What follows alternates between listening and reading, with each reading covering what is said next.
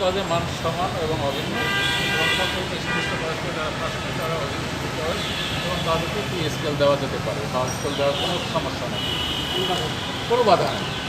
এই কথা যদি না লিখে দেয় তাহলে কিন্তু আমার কাজ হচ্ছে না। টিচার বিজি মহাদের সাথে কথা বলছেন এবং কলেজ পরিদর্শক মহাদের সাথে কথা বলছেন।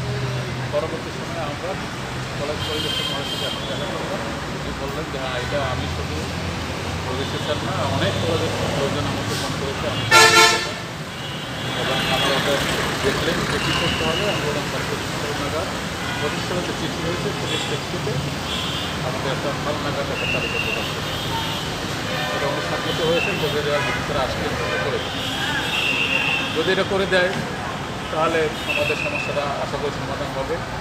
কিন্তু আমাদের যে অন্যান্য আইনগত বিষয়গুলো আছে, ধরে না তালিকা তো 24 সালেও দিয়েছে, 25 সালে আবার চিঠি করে দিতে হবে, তাহলে আইনগত যে বিষয়টা আছে সেটাও কিন্তু আমাদের আমরা এই কাজের পাশাপাশি আগামীকাল যে আমাদের প্রোগ্রাম আছে সেই প্রোগ্রামে আমরা অ্যাটেন্ড করব। যেহেতু শিক্ষার্থীদের প্রোগ্রাম, শিক্ষার্থী কোথেকে পাইলেন আপনার? কলেজ না থাকলে কলেজের প্রাণ হচ্ছে শিক্ষার্থীরা।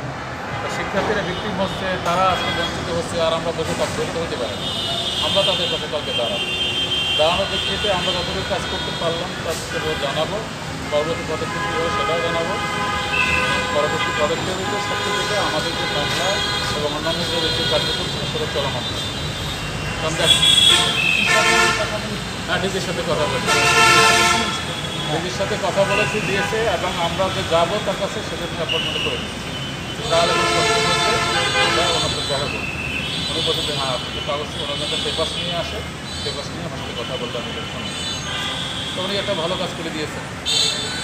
এখন আমাদের কাজ যেটা সেটা হচ্ছে যে এখন স্যারের ওখানে মনে হয় একটা নাম্বার আনতে হবে, উনি বলছে একটা নাম্বার দিয়ে দেবে, এই নাম্বার করে দিতে হবে। এখন আমরা সারাদিন দেশব্যাপী আমরা যারা সবাইকে ধন্যবাদ জানাচ্ছি।